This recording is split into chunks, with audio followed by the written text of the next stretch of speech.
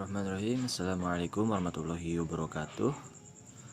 Nama saya Fajrul Rahimi, mahasiswa IAIN Syekh Nurjati Cirebon, Fakultas Usuluddin Adat dan Dakwah, jurusan Bahasa dan Sastra Arab,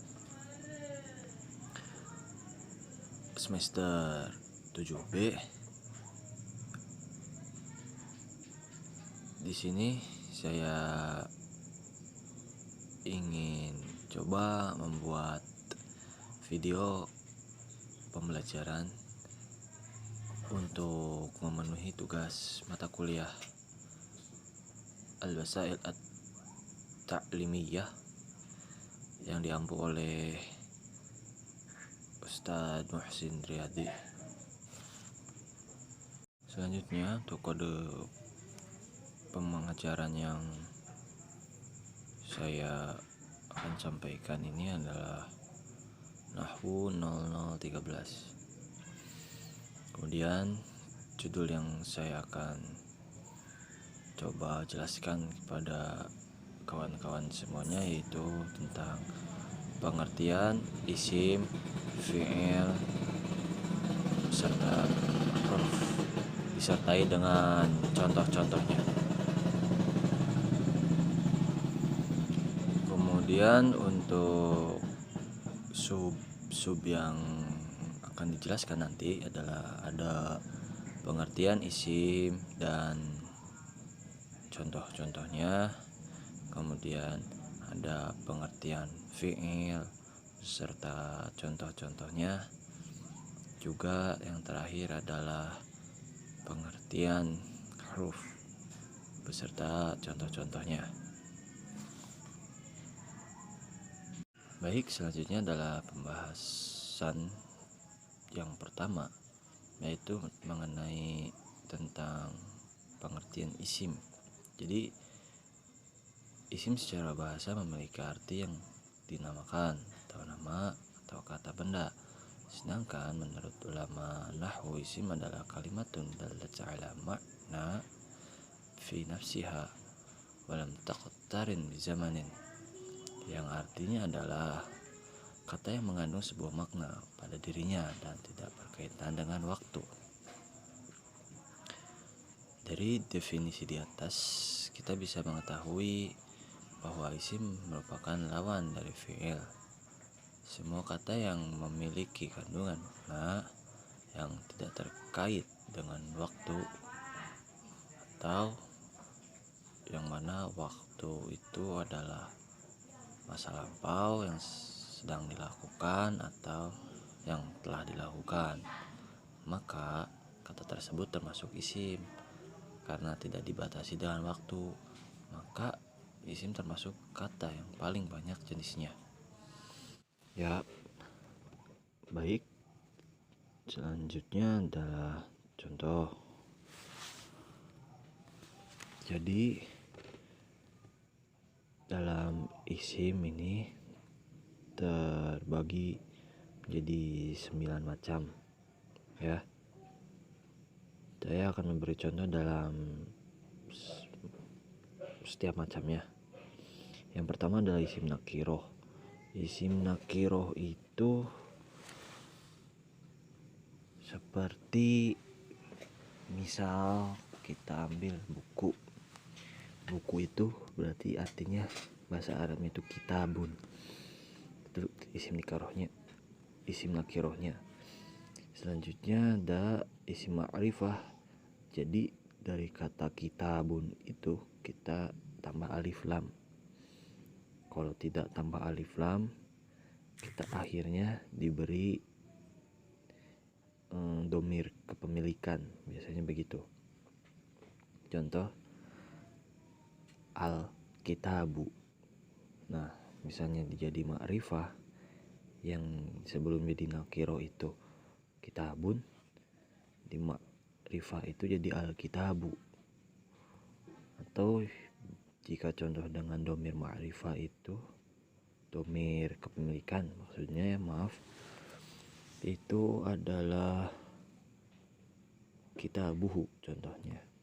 Selanjutnya ada isim mudzakkar. Isim mudzakkar itu adalah maksudnya isim yang laki-laki lah gitu, yang tidak ada tamar butuhnya mungkin untuk benda, tapi kalau untuk nama dilihat dari jenis kelaminnya, yang mana mudzakkar itu laki-laki.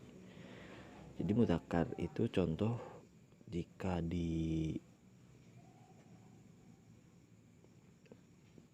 seperti tadi kitabun itu maksudnya isim mudzakkar, dan isim muannasnya itu adalah qurrasatun, di akhirannya itu ada tamar butuhnya. Selanjutnya ada isim isyarah. Isim isyarah itu seperti dzalika, hi, ini, hadza, tilka, dan segala macamnya yang seperti itu. Selanjutnya ada isim dhamir. Nah, isim dhamir ini yang wa humahum, ya humahunna. Nah, itu isim dhamir. Ada isim mufrad. Nah, isim mufrad, isim musanna dan isim jama itu lebih tepatnya jumlah ya, isim yang berjumlah. Ya, misalnya mufrad itu isim yang seorang, bukan seorang ya, satu gitu ya. Jadi isim mufrad itu kitabun, itu mufrad.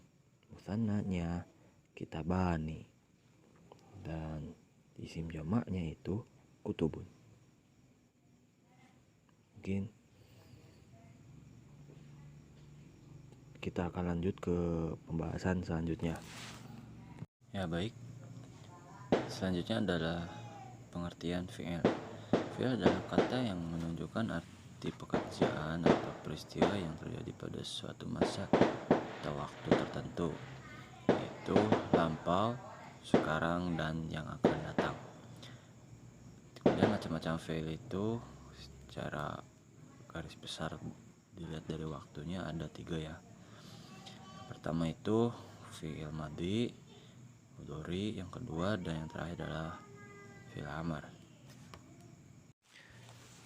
Baik, contoh-contohnya dari ketiga jenis fi'il itu, yang pertama ada fi'il madhi nadhara, yang mana itu masa lampau, nadhara itu ya, telah melihat. Yang kedua fi'il mudhari. Fi'il mudhari itu yang akan atau sedang dilakukan, bagaimana bentuk kalimatnya ya. Dan yang terakhir ada fi'il amar, bisa dilihat sendiri, unzur, lihatlah. Jadi sudah pasti ini itu adalah yang akan datang. Terakhir adalah pengertian huruf. Pengertian huruf dalam ilmu nahwu adalah suatu kata dalam ilmu nahwu yang menunjukkan suatu arti tertentu apabila disandingkan dengan kata yang lain. Pengertian huruf tadi yang sudah saya itu berdasarkan kaidah al-harfu huwa kalimatun dalat ala ma'na fi ghairihi. Itu huruf adalah kata yang menunjukkan arti jika disandingkan dengan kata lainnya. Huruf dalam cabang ilmu bahasa yaitu nahwu tidak dapat diketahui makna sebenarnya apabila sendirian atau tidak disandingkan dengan kata yang lainnya. Apabila sudah disandarkan dengan kata lainnya, maka pengertian huruf dalam ilmu nahwu menjadi sempurna. Jadi contoh dari harf itu, salah satunya saya akan jelaskan yang min, yang mana artinya itu dari. Contohnya itu minal bait. Kenapa akhiran al-bait, akhiran dari al-bait itu majrur atau kasroh?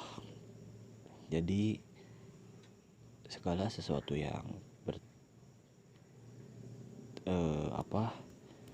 isim jika sebelumnya bertemu huruf jar, maka akhirannya diwajibkan majrur atau kasroh, kecuali ada kecualinya, yaitu beberapa isim yang tidak dapat berubah atau perubahannya tidak hanya ke kasroh.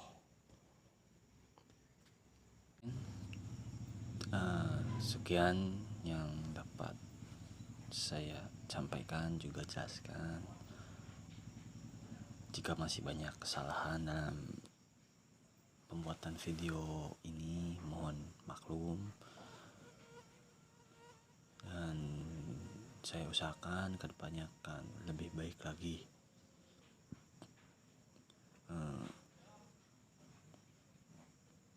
Akhirul kalam, wabillahi taufiq wal hidayah.